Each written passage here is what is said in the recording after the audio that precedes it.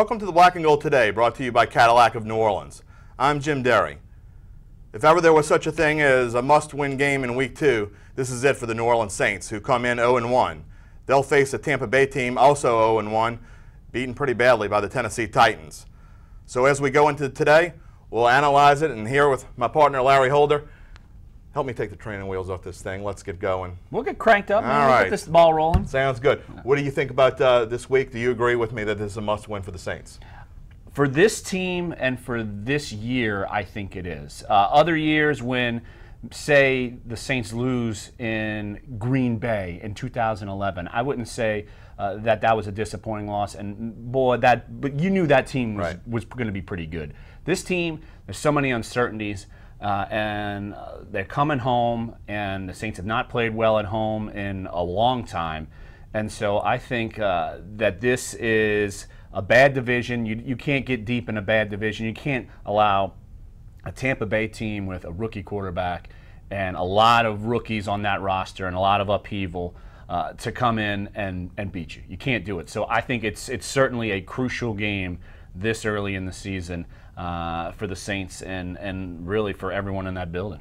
Going into this game, do you think there's a lot of pressure on Drew Brees? Obviously a veteran quarterback. It may sound like a silly question. He's been through these things before. But going into this game, after a 7-9 season, a lot of chit-chat going on with Saints fans, who-dats. What do you think he's feeling going into this one? Well, I think overall this season, I think he knows it's a crossroad year for him, a crossroad year for the Saints. And you just look at last week what they couldn't do. They couldn't get the ball into the end zone. And the defense actually played okay at times. Right. And typically you would think for a Drew Brees-led offense, that's enough. And so I think he knows he's got to get it done in the red zone. And just everything surrounding him. Look, if the Saints go 7-9 again this season, that would be the third year in 4 years that they go 7-9, and then you have to start asking yourself, which direction does this team have to go as far as maybe moving on from him because he's not getting any younger, 1 year left on his deal. So the defense just needs to be okay, and that will lighten the load on his shoulders. But look, there's always going to be pressure on him because he's one of the best players in the NFL. Well, defensively, let's talk about Rob Ryan's group, and they didn't play that poorly in Arizona. They're coming out this week against a rookie quarterback instead of the veteran they had to play in Carson Palmer last week. Talk about what kind of pressure's on Rob Ryan and his group with the injuries that they have. Yeah, you're not going to see Jarris Bird, of course. Who knows when he's going to, I don't know. I joke he's making snow angels and all of his money, and he's illegal. When's the last time you saw him? He's a legal thief. I don't know. But anyway, you're not going to have Raphael Bush, who's on IR. Keenan Lewis isn't going to play. Donnell Ellerbe is not ready yet. But I like what I saw in that secondary regardless. You're going to have Kenny Phillips start. It's the first time he's going to actually play in a game in a long time.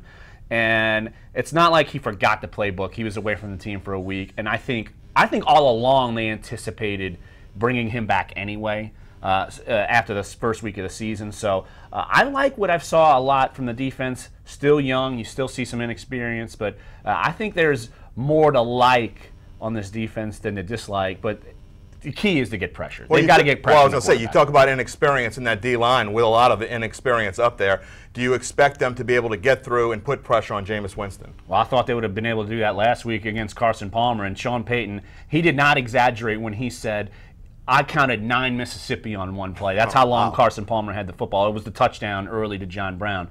So if they can't get pressure, it doesn't matter how good the secondary is going to be. So they need to get pressure. And look, Jameis Winston's going to hold on to the football. He's not going to be this mobile guy. Look, he is a pocket passer. So I think they're going to have to do some things to confuse him and get him hit a couple times and really kind of rattle his cage a little bit. Well, we'll be right back after this message with our extra point, which this week is our picks. Don't miss it.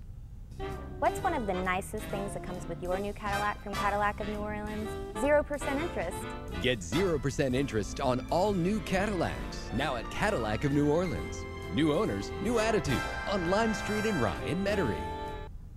We're going to start a little segment called Extra Point, and our extra point today is our picks. And what's your pick? I said the Saints, they don't need to just win, they need a resounding win. And I think, and this is dangerous because Saints haven't won at home since like 1938, But I think they're going to win, and I think they're going to win big. I'm going to say 31-16.